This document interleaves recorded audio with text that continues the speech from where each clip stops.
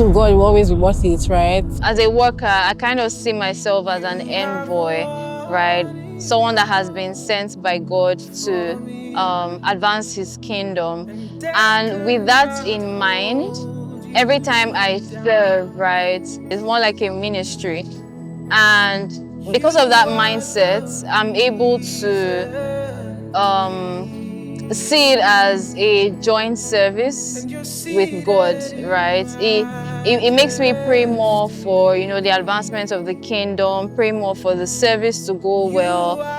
Wasn't my first setup, no, second setup experience, right? And it was actually before we came to church for setup. We were in the hotel, and it was a conversation amongst all of us in production units, and we were just talking about a lot of things. Like the conversation went from, we started with politics, really, Nigeria politics, but we later went into Bible study, and we ended on Bible study. But it was really nice to be, I think why it was memorable for me was because I was in the midst of young believers as well, right? And we're talking about the Bible, and it didn't feel weird, right? You don't find a lot of gatherings like that outside. So to be in the midst of believers and we're all talking about God, we're talking about the Bible, we're bouncing back and forth things that we studied in the Bible. Everybody's taking note of things they want to go and study after church and all of that. Yeah, that was the most memorable for me. Joining the workforce, you know that your service is unto the Lord and not unto man, and the Lord that sees your labor in the secret would definitely reward you openly.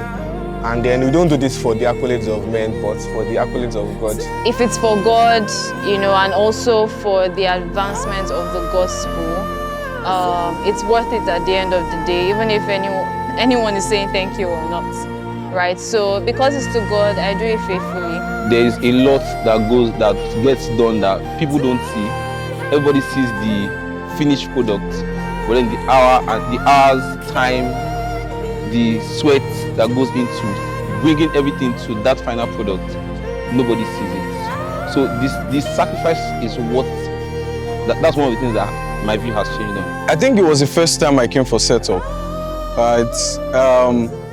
The Sunday previous that one, Babs and I spoke. Babs is one of the person that handles crane too. And he told me he was not going to be able to be around for setup, and I was going to come, and that was the first time I was going to set up crane. I called him 1 a.m. and he was putting me through setup. Then I realized the amount of work that goes through setting up the crane alone, and that changed my life. I think that the work behind the scene is even more than in front of the scene, because you come to church, you see everything set up, you think that, okay, they just set up, but like the work behind the scene, nobody knows what you do behind the scene except you and God and people in your department, really. I've just been someone that comes to church 8 o'clock, 8:30 and enjoy service and just walk back. And when I'm coming to even learn crane, I just come during service and I learn it. But to be part of the build-up was different. I saw another level of effort, and I'm like, if you want to do this God thing, you have to do it full time, and you are either all in or all out. God is helping us build capacity, tenacity also, and endurance, and long suffering. What have I had to give up? Sleep. Sleep. So I used to joke before now that I always need my 8-hour sleep regardless. But I think that since I joined production, I've learned to operate on 3-hour sleep, right? Mostly sleep and free time. Because after setup, there is church. After church, you now have to go, if you're a worker, you go home and go and stream service as if you were not in church, because you most likely missed a huge part of service.